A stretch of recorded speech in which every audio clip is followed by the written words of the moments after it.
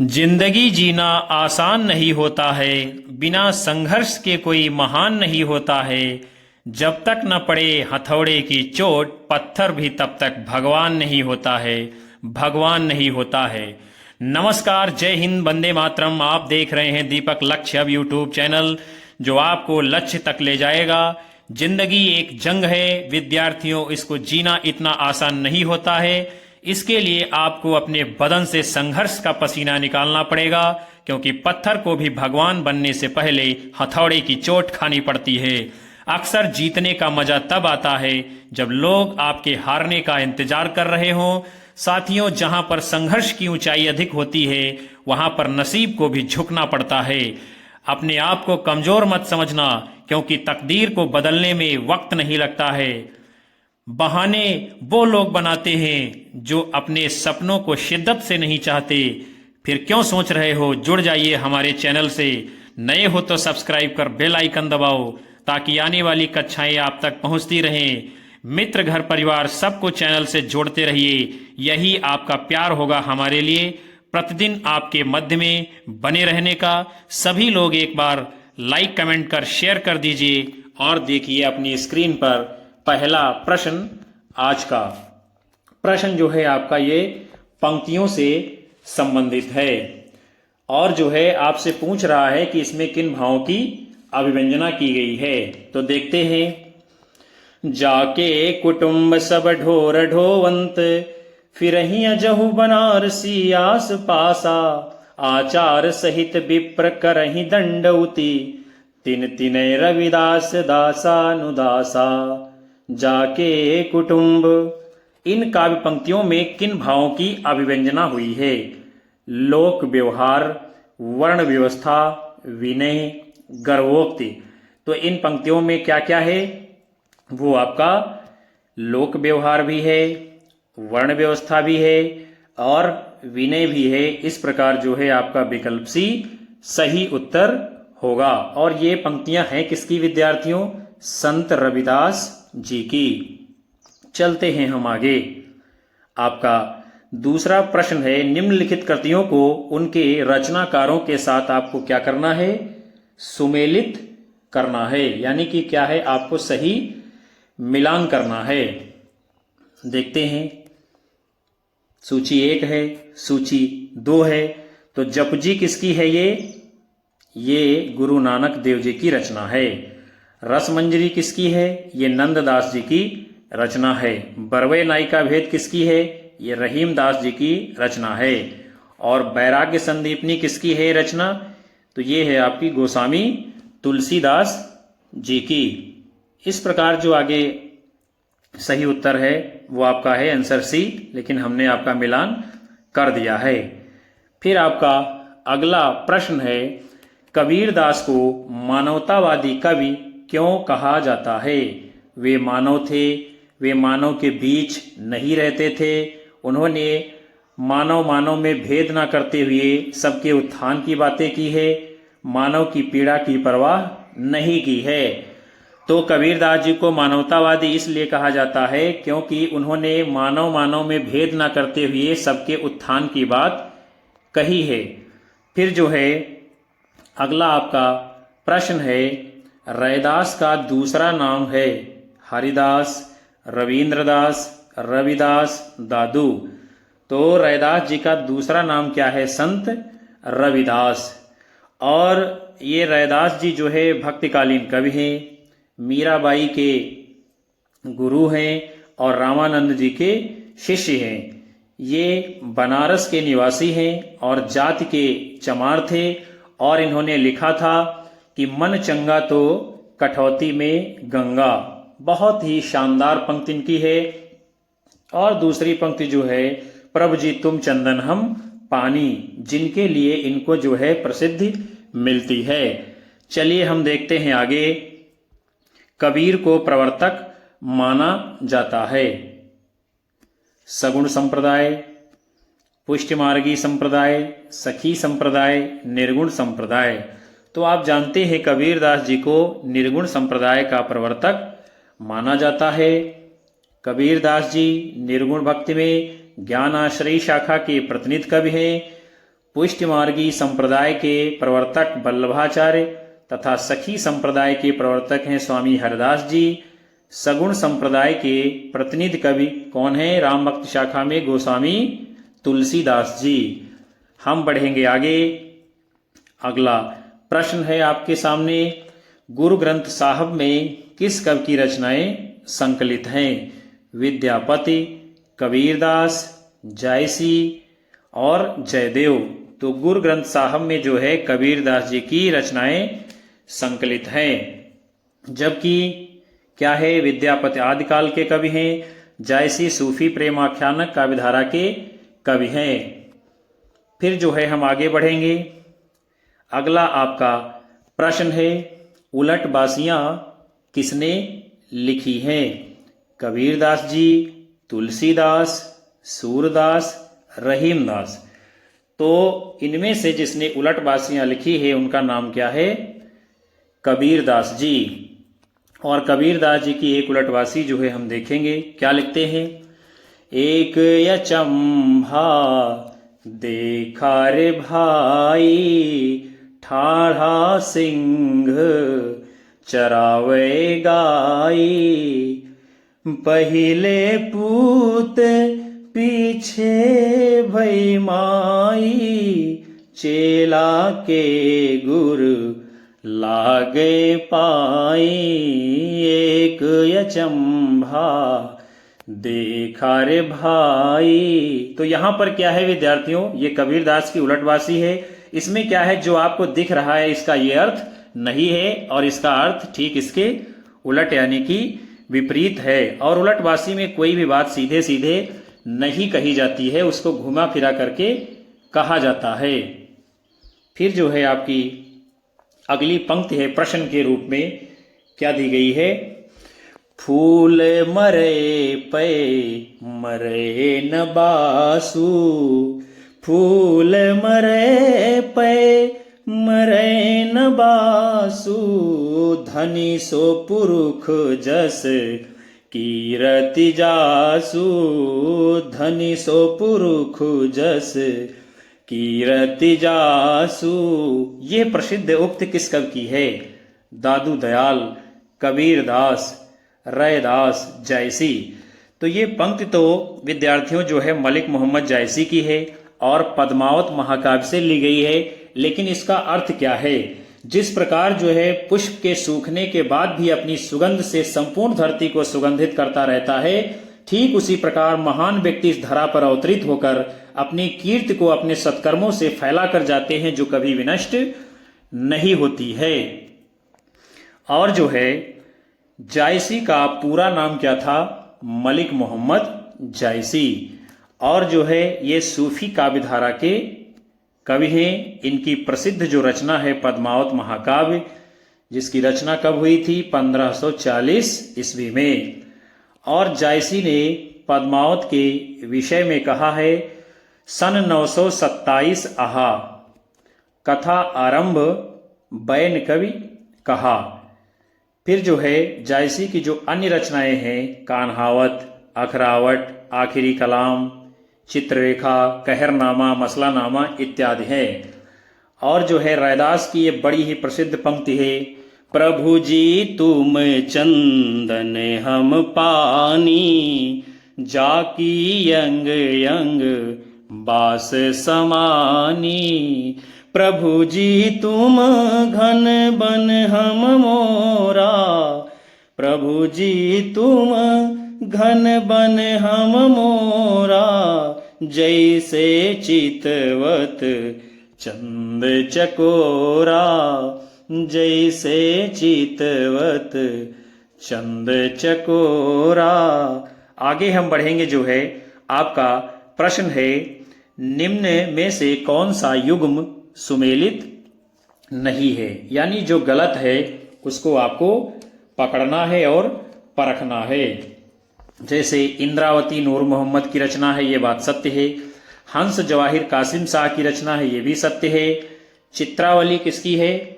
उस्मान की रचना है, ये भी सत्य है। और जो असंगत है आपका, सुमेलित नहीं है, वो है आपका मधुमालती कुतुबन।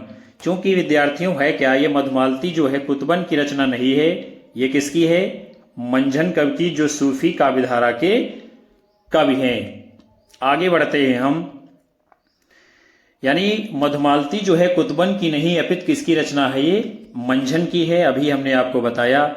और इस मधुमालती का रचना काल कब है? 1545 ईस्वी। इसमें कनेसर नगर के राजा सूरजभान के पुत्र मनोहर और महारस नगर के नरेश विक्रम राय की कन्या मधुमालती की प्रेम कहानी इसमें है। और जो है सभी रचनाएं सूफी काव्यधारा की हैं। कुतुबन की रचना जो है वो है मृगावती, बड़ी ही प्रसिद्ध है। और सूफी काव्यधारा में क्या है? मसनवी शैली का प्रयोग किया गया है। चलेंगे हम आगे। आपका प्रश्न है, पद्मावत का बंगला अनुवाद किसने किया था? मगन ठाकुर, आलो उजाला, नसरुद्दीन हुसैन, सुजाउद्दौला। तो पद्मावत का बंगला भाषा में अनुवाद जिन्होंने किया था उनका नाम क्या है? आलो उजाला।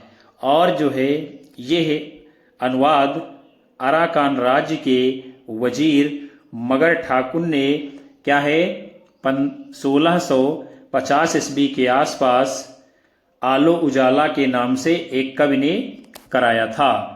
फिर जो है हम आगे चलेंगे। आपका प्रश्न है, पंक्तियां दी गई हैं और पूछा जा रहा है कि उसके रचनाकार कौन हैं। उदधियाई ते बंधन कीन्हा इति दस माथ अमर पद लीना इति दस माथ अमर पद लीना। इन पंक्तियों के रचनाकार कौन हैं? कुतुबन, तुलसीदास, जायसी, सूरदास। तो ये किसकी पंक्तियां हैं? जो है जायसी जी की है। और जो है उक्त पंक्तियों के रचनाकार मलिक मोहम्मद जायसी जी है, आपने देखा। और ये पंक्तियां जायसी के प्रसिद्ध सूफी महाकाव्य पद्मावत के लक्ष्मी समुद्र खंड से ली गई है। और जो है दोहा चौपाई छंद में लिखे गए इस महाकाव्य की भाषा कैसी है विद्यार्थियों? अवधी भाषा। और इसकी रचना जो है 947 हिजरी और सन की बात करें हम तो ये 1540 ईस्वी में हुई थी। और विजय देव नारायण शाही जी ने पद्मावत को हिंदी की अपने ढंग की अकेली ट्रेजिक कृति कहा है। आचार्य रामचंद्र शुक्ल जी ने पद्मावत को समासोक्ति काव्य कहा है। चलेंगे हम आगे। अगला आपका प्रश्न है, नागमती वियोग खंड से संबंधित सही तथ्य कौन कौन से हैं? ये आपसे जो है पूछा जा रहा है। क्या है? यह 12 मासा शैली में लिखा गया है। 12 मासा की शुरुआत जो है जायसी ने की है। जायसी ने जेठ आषाढ़ी नामक 13वें महीने का उल्लेख किया है। नागमती के आंसुओं से सारी सृष्टि भीगी हुई जान पड़ती है। तो हमको करना क्या है? नीचे दिए गए विकल्पों में से सही उत्तर की आपको पहचान करनी है। तो जो सही आपका होगा वो क्या है? यानी यह 12 मासा शैली में लिखा गया है, ये बात सत्य है। और जायसी ने जेठ आषाढ़ी नामक 13वें महीने का उल्लेख किया है। इस प्रकार जो आपका सही कूट होगा वो क्या होगा? आपका विकल्प जो है सी। फिर जो है हम आगे बढ़ते हैं। यानी मलिक मोहम्मद जायसी जी ने पद्मावत महाकाव्य में नागमती के विरह विदग्ध हृदय की संवेदनशीलता का उत्कर्ष दिखाते हैं। और नागमती विरह वर्णन में जैसे व्यथा स्वयं ही मुखरित होने लगती है। नागमती वियोग खंड 12 मासा शैली में लिखा गया है। और इस वियोग खंड में नागमती के आंसुओं से सारी सृष्टि क्या होती है? भीगी सी जान पड़ती है। फिर जो है आपका प्रश्न है, क्या है? पंक्तियां दी गई हैं और क्या है? इसमें पूछा जा रहा है कि किसने इस दशा का जो है वर्णन किया है। क्या है पंक्तियां? देखते हैं हम। तपय लागी अब जेठ अषाढ़ी, मोहि पियो बिन छा जनि भई गाढ़ी। तन चितउर भा झूरों खारी, भई बरखा दुख आगरि जारी। तपय लागी अब जेठ अषाढ़ी, मोहि पियो बिन छा जने भई गाढ़ी। आपसे इसमें क्या पूछा जा रहा है कि इस पूरे कड़वक में नागमती की विरह दशा के बारे में यह विचार किसका है कि यह आशिक माशूकों का निर्लज्ज प्रलाप नहीं है, यह हिंदू गृहिणी की विरहवाणी है। इसका सात्विक मर्यादापूर्ण माधुर्य मनोहर है। चंद्रवली पांडे, रामचंद्र शुक्ल, माता प्रसाद गुप्त और श्याम मनोहर पांडे। तो ये बात जो है नागमती की विरह दशा के बारे में कि आशिक माशूकों का यह निर्लज्ज प्रलाप नहीं है, ये हिंदू गृहिणी की विरहवाणी है, इसका सात्विक मर्यादापूर्ण माधुर्य मनोहर है, किसने कहा है? आचार्य रामचंद्र शुक्ल जी ने। फिर जो है हम आगे बढ़ेंगे। आपका प्रश्न है, हिंदी साहित्य का सर्वश्रेष्ठ विरह वर्णन नागमती का विरह वर्णन किस ग्रंथ में संकलित है? पद्मावत, मृगावती, अखरावट, मधुमालती। तो हिंदी साहित्य का सर्वश्रेष्ठ विरह वर्णन जिसका नाम है नागमती का विरह वर्णन, ये किसमें संकलित है? पद्मावत महाकाव्य में। और पद्मावत महाकाव्य की रचना कब होती है? 1540 ईस्वी में। पद्मावत सूफी कवि मलिक मोहम्मद जायसी की रचना है। इसमें 57 खंड हैं, बहुत ही महत्वपूर्ण बात है ये।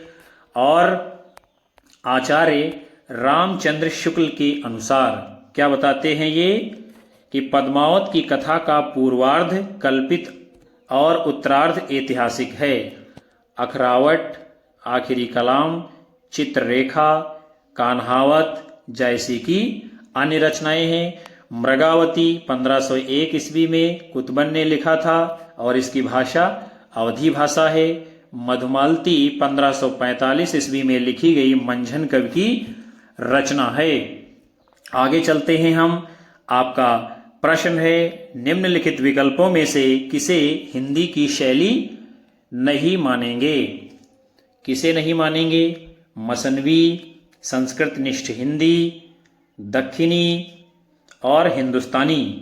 तो यानी होता क्या है कि इन विकल्पों में से किसे हिंदी की शैली नहीं माना जाता है, वो है आपकी मसनवी शैली। चूंकि मसनवी विद्यार्थियों ये किस भाषा की शैली है? तो वो है आपकी फारसी भाषा, वहां की ये शैली है।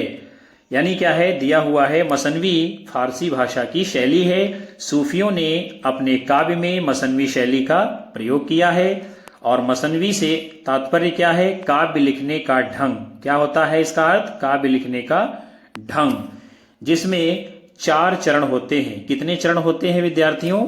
4 चरण। कौन कौन से होते हैं इसको भी हम देखेंगे। जैसे पहले है ईश की वंदना की जाती है, फिर जो है पैगंबर की स्तुति होती है, फिर साहे वक्त यानी तत्कालीन बादशाह की प्रशंसा होती है, उसके बाद में आत्म परिचय दिया जाता है। ये 4 बिंदु हैं मसनवी शैली के। आगे बढ़ेंगे हम। आपका प्रश्न है, निम्नलिखित महाकाव्यों में से कौन सा महाकाव्य मलिक मोहम्मद जायसी के द्वारा लिखा गया है? उर्वशी, पद्मावत, कामायनी, रामचरितमानस। तो जायसी जी का जो महाकाव्य है वो है आपका पद्मावत, जबकि उर्वशी रामधारी सिंह दिनकर ने लिखा है। कामायनी जयशंकर प्रसाद का महाकाव्य है। रामचरितमानस गोस्वामी तुलसीदास जी का महाकाव्य है। फिर जो है विजय देवनारायण शाही ने पद्मावत को हिंदी में अपने ढंग की अकेली ट्रेजिक कृति कहा है और पद्मावत का नागमती वियोगखंड हिंदी साहित्य की अनुपम निधि मानी गई है। अगला आपका प्रश्न है, कौन सी रचना जायसी की नहीं है? चित्ररेखा, अखरावट, छिताई वार्ता, कहरनामा। तो इसमें जो जायसी की नहीं है वो है आपकी छिताई वार्ता, चूंकि इसको कौन लिखता है, नारायण दास जी। और इसका रचना काल जो है कब है, 1590 ईस्वी। शेष रचनाएं जो हैं चित्ररेखा, अखरावट, कहरनामा, ये सब जायसी जी की हैं। आचार्य रामचंद्र शुक्ल जायसी को प्रथम श्रेणी के कवियों में रखते हैं और शुक्ल जी के अनुसार जायसी का क्षेत्र तुलसी की अपेक्षा परिमित है और प्रेम वेदना इनकी अत्यंत गूढ़ है। आगे चलेंगे हम। आपका प्रश्न है, मुल्ला दाऊद 1370 ईस्वी की अवधी भाषा की पहली कृति कौन सी है? चंदायन या लोर कहा, वीरांगना, पथिक, यशोधरा। यानी मुल्ला दाऊद की रचना है जिसका नाम है चंदायन या लोर कहा, और ये जो है क्या है, 1370 ईस्वी के आसपास लिखी गई थी और इसकी भाषा अवधी है। तो अवधी भाषा की जो पहली रचना मानी जाती है वो है कौन, चंदायन। और जो है डॉक्टर राम कुमार वर्मा मुल्ला दाऊद को सूफी या प्रेम मार्गी शाखा का कवि मानते हैं। कौन, राम कुमार वर्मा जी मुल्ला दाऊद को सूफी या प्रेम मार्गी शाखा का कवि मानते हैं। डॉक्टर राम कुमार वर्मा जी ने मुल्ला दाऊद को अपने इतिहास ग्रंथ में संधि काल के अंतर्गत रखा है। डॉक्टर माता प्रसाद गुप्त जी ने चंदायन को लोर कहा या लोर कथा नाम से संबोधित किया है। आचार्य रामचंद्र शुक्ल कुतुबन की रचना है मृगावती, जिसको क्या है, प्रेम मार्गी शाखा का प्रथम कवि मानते हैं। मुल्ला दाऊद कृत चंदायन के नायक तथा नायिका कौन है, लोर यानी लोरिक चंदा। चंदायन में प्रयुक्त जो भाषा है वो अवधी भाषा है और दोहा चौपाई छंद का प्रयोग किया गया है। पथिक जो रचना है 1920 ईस्वी में लिखी गई है और इसके रचनाकार कौन है, राम नरेश त्रिपाठी जी। यशोधरा 1932 ईस्वी में प्रकाशित हुई, किसकी रचना है, मैथिली शरण गुप्त जी की। वीरांगना उपन्यास किसका है, ये राम नरेश त्रिपाठी जी का। और वीरांगना कविता किसकी है, तो ये विद्यार्थियों केदारनाथ अग्रवाल जी की है। आगे जो है आचार्य रामचंद्र शुक्ल ने मुल्ला दाऊद कृत चंदायन का समय जो है 1379 ईस्वी माना है। यह बात भी आपको ठीक तरीके से जहन में उतार लेनी है। फिर अगला आपका प्रश्न है, क्या है, पंक्तियां दी गई हैं। क्या है पंक्तियां, तन चितौर मन राजा कीन्हा, हिय सिंगल बुद्धि पदमिनी चीन्हा। पंक्तियां जो है किस ग्रंथ की हैं, तो सबसे पहले इसका अर्थ आप समझ लीजिए। तन को चित्तौड़ बना लिया, मन को राजा बना लिया और हृदय को सिंघलगढ़ बना लेता है, और पद्मिनी क्या है, बुद्धि बन जाती है। पंक्तियां किस ग्रंथ की हैं, सीतायन, बीजक, पद्मावत, बिहारी सतसई। तो ये जो है पंक्तियां पद्मावत महाकाव्य से ली गई हैं। आगे चलते हैं हम। यानी मलिक मोहम्मद जायसी जो हैं हिंदी साहित्य के भक्ति काल के निर्गुण प्रेम आश्रयी धारा के कवि हैं और जायसी सूफी फकीर शेख मोहिदी यानी मोहिउद्दीन के शिष्य थे। शेर शाह के समकालीन थे। उत्तर प्रदेश के अमेठी के निकट जायस नामक स्थान पर रहते थे। जायसी कृत पद्मावत में कुल 57 खंड हैं और इनका जो प्रिय अलंकार है वो है उत्प्रेक्षा। पद्मावत की भाषा अवधी है। इसकी रचना शैली जो है आदिकाल के जैन कवियों की दोहा चौपाई पद्धति पर है। आचार्य रामचंद्र शुक्ल जी ने जायसी के द्वारा रचित 3 ग्रंथ बताए हैं। कितने? 3। कौन कौन से? पद्मावत, अखरावट और आखिरी कलाम। बीजक जो आप देख रहे हैं कबीरदास की वाणियों का संग्रह है। कविवर बिहारी की जो है प्रसिद्ध रचना बिहारी सतसई है। और सीतायन मैथिली भाषा के विख्यात साहित्यकार कौन? वैद्यनाथ मल्लिक विदु के द्वारा लिखी गई रचना है, जो क्या है, ये एक महाकाव्य है। आगे चलते हैं हम। मलिक मोहम्मद जायसी ने आखिरी कलाम में किस बादशाह की प्रशंसा की है? बाबर, शाहनशाह, हुमायूं, अकबर। तो जायसी जी ने आखिरी कलाम रचना में बाबर की प्रशंसा की है। मलिक मोहम्मद जायसी की जो अन्य रचनाएं हैं उसको भी हम देखते चलते हैं। जैसे कि पद्मावत, इसका मुख्य विषय क्या है? प्रणय गाथा यानी कि प्रेम कथा है इसमें। अखरावट जो है, वर्णमाला के एक एक अक्षर को लेकर सिद्धांत तत्वों से भरी चौपाई कही गई इसमें। आखिरी कलाम में क्या है? प्रलय से संबद्ध कथा और बाबर की प्रशंसा है इसमें। चित्ररेखा, ये जो है लघु प्रेमाख्यानक है। और कहरनामा, आध्यात्मिक विवाह की चर्चा है इसमें, और ये कहरवा शैली में लिखी गई रचना है। फिर जो है अगला आपका प्रश्न है, सूफी कवि किस शाखा से संबंधित थे? कृष्ण भक्ति शाखा, राम भक्ति शाखा, ज्ञानाश्रयी शाखा, प्रेमाश्रयी शाखा। तो सूफी जो कवि हैं वो प्रेमाश्रयी शाखा से संबंध रखते हैं। आचार्य रामचंद्र शुक्ल जी ने हिंदी साहित्य के भक्ति काल को सर्वप्रथम शुद्ध दार्शनिक और धार्मिक आधार पर 4 भागों में विभाजित किया है। निर्गुण धारा के अंतर्गत ज्ञानाश्रयी और प्रेमाश्रयी शाखा, और सगुण धारा के अंतर्गत राम भक्ति शाखा और कृष्ण भक्ति शाखा का विभाजन करते हैं। सूफी कवि यानी निर्गुण धारा की प्रेमाश्रयी शाखा के अंतर्गत आते हैं। फिर जो है हम बढ़ते हैं आगे। आपका प्रश्न है, निम्नलिखित में से कौन सा कवि सगुण भक्ति धारा का कवि नहीं है? सूरदास, कुतुबन, रसखान, नंददास। तो जो इनमें से सगुण भक्ति धारा के कवि नहीं है उनका नाम क्या है? कुतुबन। क्योंकि कुतुबन जो है यह प्रेम आश्रयी धारा के कवि हैं। और कुतुबन ये सूफी कवि थे। चिश्ती संप्रदाय के प्रवर्तक शेख बुरहान के ये शिष्य थे। और मृगावती की रचना 1501 ईस्वी में कुतुबन जी ने अवधी भाषा में दोहा और चौपाई छंद में की है।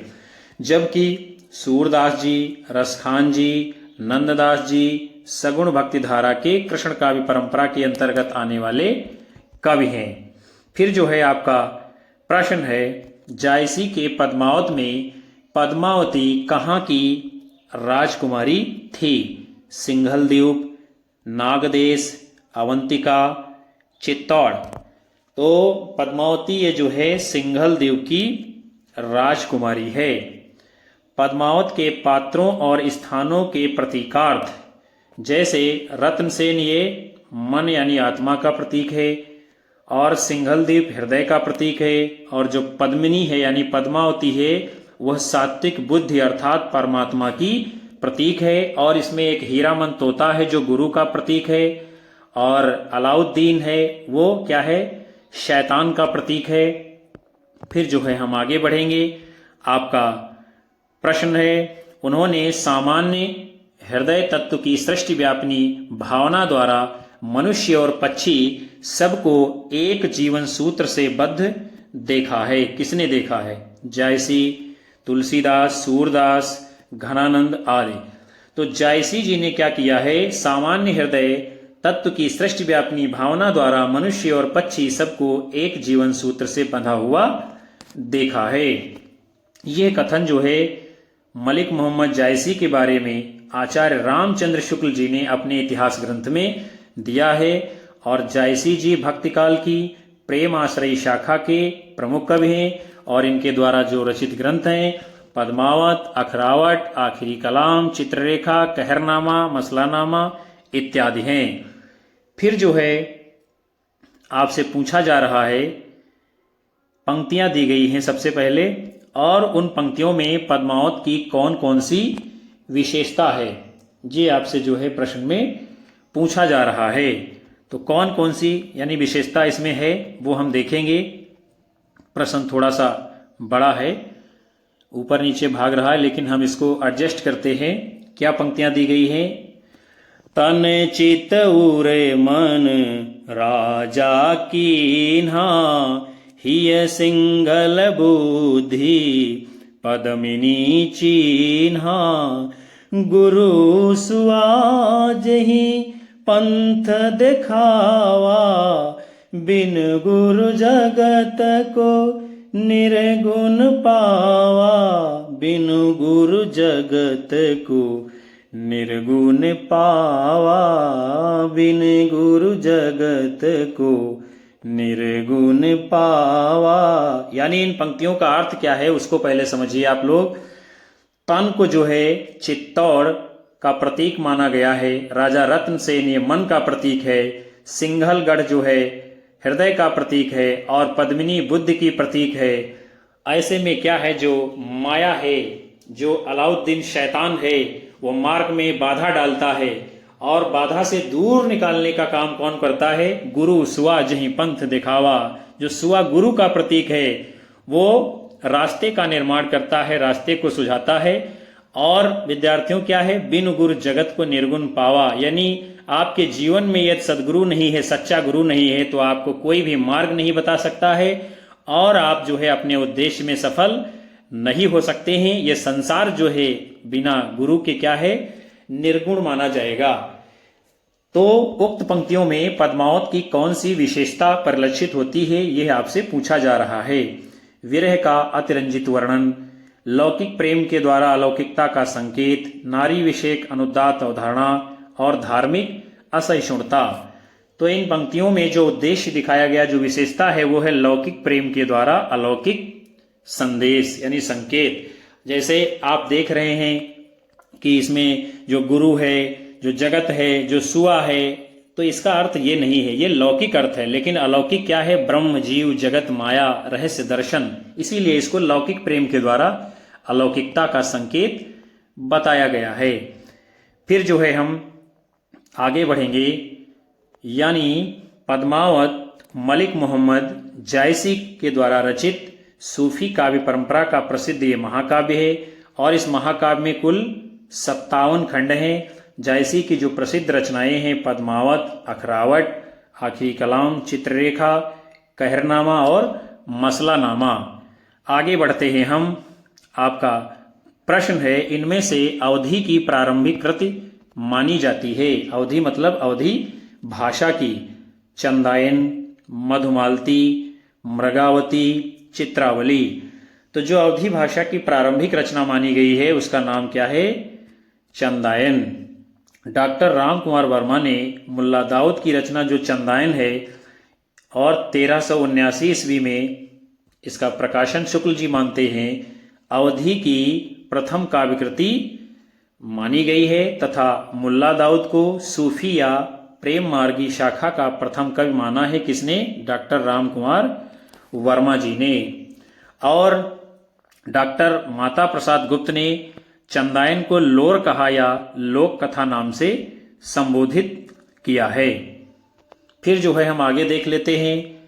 चंदायन पूर्वी भारत में प्रचलित लोरिक और उसकी पत्नी जो है मैना विवाहिता प्रेमिका चंदा की प्रेम कथा पर आधारित है।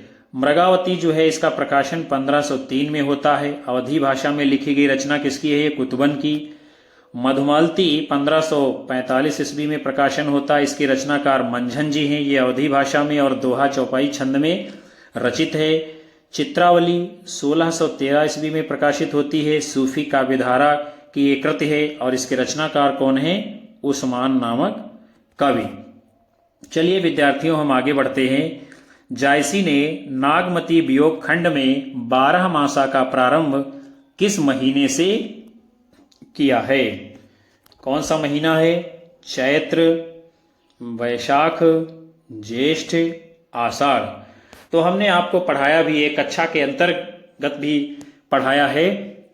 क्या? उसमें जो है आषाढ़ के महीने से जायसी का ये 12 मासा शुरू होता है। उसकी पंक्ति क्या थी? चढ़ा आषाढ़ गगन घन गाजा, साजा बीरह धुंध दल बाजा। चढ़ा आषाढ़ गगन घन गाजा। यानी क्या है, आषाढ़ का महीना लगता है, चढ़ने वाला होता है और बारिश झमाझम शुरू हो जाती है। ऐसे में जो नागमती है उसके विरह की अनुभूति और तीव्र हो जाती है, विरह की व्यथा जो है उसका वियोग और तीव्र गति से बढ़ने लगता है। यानी आषाढ़ महीने से इसकी शुरुआत होती है।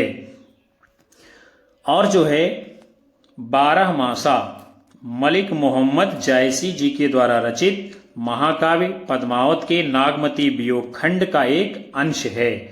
इस खंड में राजा रत्न सेन के वियोग में संतप्त रानी नागमती की विरह व्यथा का वर्णन है। इस पूरे अंश में क्या है, साल के विभिन्न महीनों में नागमती की स्थिति का वर्णन किया गया है। पद्मावत का नागमती वियोग खंड हिंदी साहित्य की अनुपम निधि मानी गई है। विरह वर्णन के कारण इसे प्रेम की पीर का काव्य कहा गया है। किसको? पद्मावत महाकाव्य को। और मलिक मोहम्मद जायसी सूफी फकीर शेख मोहिदी के शिष्य थे और शेर शाह के समकालीन थे। अमेठी के निकट जायस नामक स्थान के रहने वाले हैं। फिर जो है अगला आपका प्रश्न है, क्या है, पंक्तियां दी गई हैं और पूछ रहा है कि आचार्य रामचंद्र शुक्ल ने रेखांकित अंश से क्या अर्थ ग्रहण किया है। क्या पंक्ति है? टप टप बूंद परही जस ओला, टप टप बूंद परही जस ओला, बिरह पवन हुई, बिरह पवन हुई, मारई झोला, बिरह पवन हुई, मारई झोला। इन पंक्तियों में आचार्य शुक्ल ने जो है रेखांकित अंश का क्या अर्थ ग्रहण किया है। वात के प्रकोप से अंग का सुन्न हो जाना, विरह रूपी पवन से राख बन उड़ जाना, कृशकाय होने के कारण असंतुलित होना, शरीर का अत्यधिक कंपित होना। तो क्या है, टप टप बूंद जो ओले की यानी कि जाड़े की कोहरे से पड़ रही हैं, तो ऐसे में क्या होता है, विरह पवन हुई, यानी उस जाड़े की रातों में जो हवा चलती है तो जो नागमती है उसके शरीर को क्या बनाती है, जैसे वात के प्रकोप से अंग उसका सुन्न होता चला जा रहा है, शरीर उसका निर्जीव होता चला जा रहा है। फिर जो है हम आगे बढ़ते हैं, यानी पद्मावत के नागमती वियोग खंड से यह अंश लिया गया है। पद्मावत में नागमती, पद्मावती राजा रत्न सेन की प्रेम कहानी है। आचार्य रामचंद्र शुक्ल जी के अनुसार पद्मावत की कथा का पूर्वार्ध जो है कल्पित है और उत्तरार्ध उसका ऐतिहासिक है। आचार्य शुक्ल जी कहते हैं कि पद्मावत हिंदी के सर्वोत्तम प्रबंध काव्यों में है। ठेठ अवधी भाषा के माधुर्य की गंभीरता की दृष्टि से ये काव्य कैसा है, निराला है।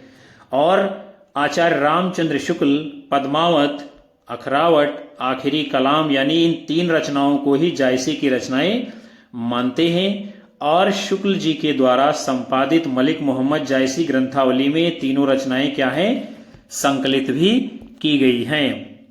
चलेंगे हम आगे, क्या है इसमें भी विद्यार्थियों क्या किया गया है, पंक्ति दी गई है और जो है आपसे पूछा जा रहा है कि आचार्य रामचंद्र शुक्ल ने इन पंक्तियों में क्या माना है। चलिए हम देख लेते हैं। जही पंखी के नियर हुई, कहें बिरह कै बात, सोई पंखी जाए जरी, तरीवर होई निपात। क्या कहते हैं शुक्ल जी, प्रकृति का सुरम्य चित्रण है, इसमें ऊहात्मक पद्धति है, विरह ताप की विशद व्यंजना है, अलंकार का उत्कृष्ट उदाहरण है। शुक्ल जी इन पंक्तियों में जो मानते हैं वो क्या है, ऊहात्मक पद्धति, यानी जो नायिका है उसका विरह का चित्रण जो है बहुत बढ़ा चढ़ा करके किया गया है। आगे बढ़ते हैं हम, क्या मलिक मोहम्मद जायसी कृत जो है पद्मावत महाकाव्य है और नागमती के वियोग खंड हिंदी साहित्य की इसकी अमूल्य निधि माना जाता है इसको। और पद्मावत में जायसी ने संयोग और वियोग दोनों प्रकार के श्रृंगार रस का वर्णन किया है और संपूर्ण काव्य में प्रधानता किसकी रही है? वियोग श्रृंगार की। फिर जो है जायसी के विरह वर्णन की सबसे बड़ी जो विशेषता है कि उसमें हृदय की वेदना ही सामान्य रूप से अभिव्यक्त हुई है। विरह वर्णन में अगर वस्तु व्यंजना ही प्रदान हो उठे तो वह हृदय को स्पर्श नहीं कर पाता है। उपरोक्त पंक्तियों में यही बताने का प्रयास किया गया है। नागमती जिस पक्षी को अपने विरह का संदेश सुनाती है उसे प्रीतम तक पहुंचाने को कहती है, वो क्या है? जल जाता है रास्ते में ही। इतना ही नहीं, वो पेड़ भी जलकर नष्ट हो जाता है। कौन? जिस पेड़ के ऊपर पक्षी वो बैठता है। विरह वर्णन में जहां वस्तु व्यंजना भी प्रधान होती है और जायसी के द्वारा रचित जो ग्रंथ हैं पद्मावत, अखरावट, आखिरी कलाम, चित्ररेखा, कहरनामा, मसलानामा, कान्हावत इत्यादि हैं। आखिरी कलाम बाबर के समय रचना लिखी गई है और इस रचना में जायसी जी ने बाबर की प्रशंसा भी की है। फिर जो है हम आगे बढ़ते हैं। क्या है? ये भी विद्यार्थियों जो है पंक्तियों से संबंधित प्रश्न है और पूछा जा रहा है कि आचार्य रामचंद्र शुक्ल का ये कथन जो है किस प्रसंग में है। चलिए देखते हैं हम। पीयूषो कहो संदेशणा हे भौरा के काग, सो धनि बिरहिन जरिमुई तेहिक धुआं हम लाग। में भौरे व काग को अलग अलग संबोधित करने की व्याख्या के प्रसंग में आचार्य रामचंद्र शुक्ल क्या कहना चाहते हैं? ये अलंकार का प्रभाव है, रंग की समानता से यही संभव है, आवेग की दशा में यही उचित है, छंद की पाद पूर्ति हेतु किया गया है। तो आचार्य रामचंद्र शुक्ल जो इन पंक्तियों में संबोधित करना चाहते हैं वो है क्या? आवेग की दशा में यही उचित है। फिर जो है हम आगे बढ़ेंगे। क्या कि जायसी कृत पद्मावत में कुल 57 खंड हैं और इनका जो सबसे प्रिय अलंकार है वो कौन सा है विद्यार्थियों? उत्प्रेक्षा अलंकार। पद्मावत को अवधी भाषा का प्रथम महाकाव्य माना जाता है और इसकी भाषा कैसी है? ठेठ अवधी। पद्मावत को प्रतीकात्मक काव्य कहा गया है। विजय देवनारायण शाही जी ने पद्मावत को हिंदी में अपने ढंग की अकेली ट्रेजिक कृति कहा है। आगे जो है हम चलेंगे। आपका प्रश्न है और पूछा जा रहा है कि निम्नलिखित काव्य पंक्तियां कहां से ली गई हैं। मनयति भयो हुलास बिगस जन को किरण रवि, अरुण धरती सधर बिंब फल जानिकीर छवि। कहां से ली गई हैं? पद्मावती की माता, पद्मावती के पिता, पद्मावती, पद्मावती की सहेली। तो ये जो है कौन? पद्मावती के विषय में बात कही जा रही है। और आगे जो है हम देख चंद बरदाई कृत क्या है? पृथ्वीराज रासो से उद्धृत हैं। 12वीं शताब्दी में रचित इस महाकाव्य में 69 सर्ग हैं और 68 प्रकार के छंदों का प्रयोग किया गया है। पद्मावती समय पृथ्वीराज रासो का 20वां समय है। और मिश्र बंधुओं ने क्या लिखा है कि हिंदी का वास्तविक प्रथम महाकवि चंद्रवरदाई को ही कहा जा सकता है और आचार्य रामचंद्र शुक्ल इसको क्या है? हिंदी का प्रथम महाकाव्य मानते हैं और चंद्रवरदाई को हिंदी का प्रथम महाकाव्य मानते हैं। जबकि आचार्य हजारी प्रसाद द्विवेदी पृथ्वीराज रासो को शुक शुकी संवाद के रूप में रचित माना है। तो ये पंक्तियां विद्यार्थियों जो है क्या है? आपके चंद्रवरदाई के पृथ्वीराज रासो से ली गई हैं, लेकिन बात जो है पद्मावती के विषय में कही गई है। क्योंकि होता क्या है, ये जो पृथ्वीराज रासो महाकाव्य है इसमें भी एक पद्मावती समय है और उसी के उल्लास के बारे में बताया जा रहा है। हम बढ़ेंगे आगे। पद्मावत किस भाषा में लिखा गया है? चलिए देख लेते हैं। खड़ी बोली हिंदी, अवधी, राजस्थानी, ब्रज भाषा। तो किस भाषा में जो है पद्मावत लिखा गया है? वो है आपकी भाषा अवधी। और अवधी भी कैसी है विद्यार्थियों? ठेठ अवधी।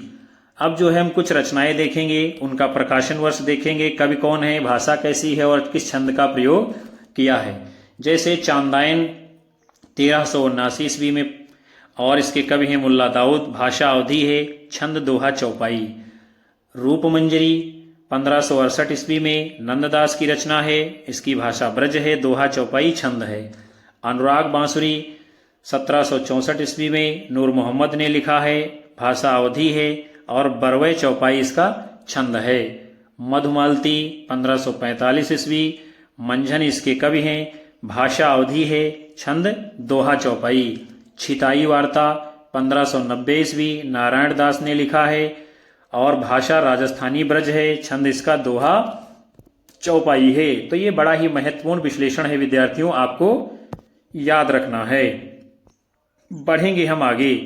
ज्ञानदीप नामक प्रेम आख्यानक काव्य की नायिका कौन है? चलिए देखते हैं।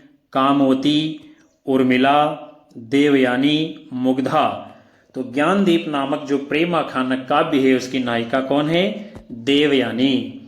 और ज्ञानदीप 1618 ईस्वी की रचना है, इसके रचनाकार कौन है? शेख नबी जी। इस प्रेमाख्यान में राजा ज्ञानदीप और रानी देवयानी की प्रेम कथा का चित्रण किया गया है। आचार्य रामचंद्र शुक्ल जी क्या लिखते हैं कि शेख नबी से प्रेम गाथा परंपरा समाप्त समझनी चाहिए, यानी जो सूफी काव्य परंपरा चलती है हिंदी में वो शेख नबी जी से समाप्त समझनी चाहिए, ऐसा आचार्य रामचंद्र शुक्ल जी मानते हैं। फिर अगला आपका है, निम्नलिखित में से जायसी कृत पद्मावत में प्रयुक्त छंद कौन सा है? सोरठा दोहा, चौपाई दोहा, चौपाई सोरठा, दोहा सोरठा। तो पद्मावत महाकाव्य में जो है चौपाई दोहा छंद का प्रयोग किया गया है। और जो है जायसी कृत पद्मावत में कुल जो है 57 खंड हैं। जायसी का प्रिय अलंकार उत्प्रेक्षा है। जायसी शेर शाह सूरी के समकालीन कवि थे और अमेठी के निकट जायस नामक स्थान के रहने वाले थे। और इसमें क्या है, चौपाई के साथ दोहे का प्रयोग किया गया है जिसे कड़वक कहा गया है। आगे बढ़ेंगे हम। आपका प्रश्न है, हिंदी प्रेमाख्यानक काव्य परंपरा से संबंधित असंगत कथन कौन सा है? असंगत यानी कि जो गलत है। ये काव्य प्रबंधात्मक शैली में रचित है, ये बात सत्य है। इसके मुख्य पात्र दो श्रेणियों के हैं, यानी मानवीय और मानवेतर, ये भी बात सत्य है। इन काव्यों की मूल भावना प्रेम है, ये भी सत्य है।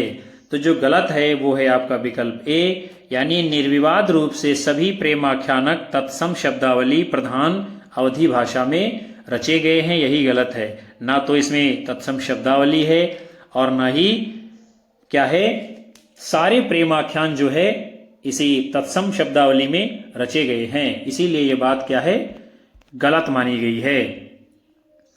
आगे जो है हम देख लेते हैं प्रेम आख्यानक काव्य परंपरा की क्या विशेषताएं होती हैं। जैसे ये काव्य प्रबंधात्मक शैली में रचित हैं, ठीक बात है।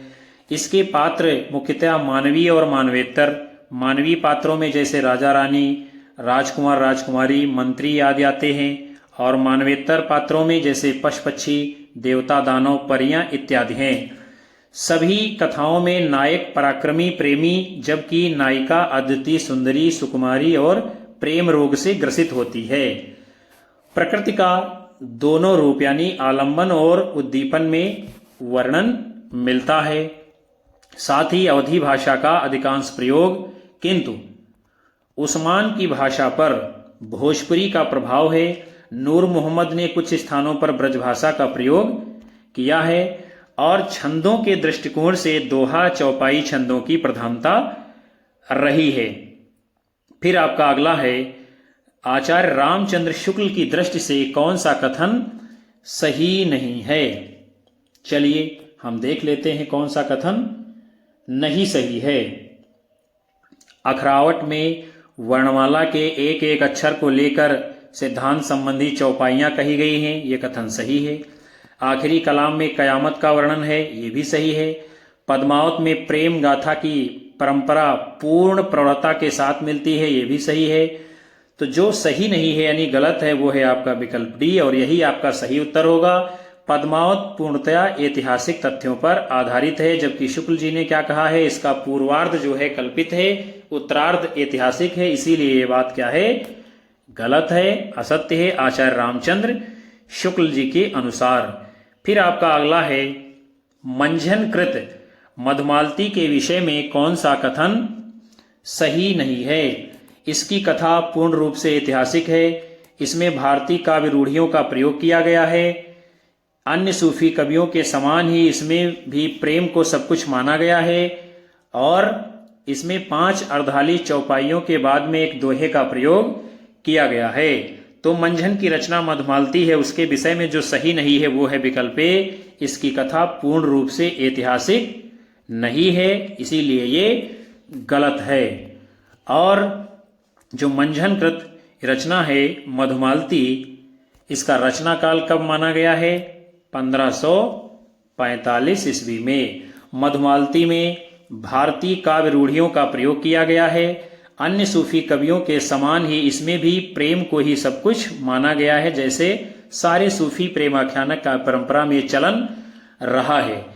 किंतु होता क्या है, इसकी कथा जो कहा गया था आपसे पूर्ण रूप से ऐतिहासिक है, ये ऐतिहासिक नहीं है, बल्कि होता क्या है, इसके बहुत सारे अंश जो हैं वो कल्पना के ऊपर आधारित है, और कल्पना को ऐतिहासिक नहीं माना जा सकता है, नहीं कहा जा सकता है।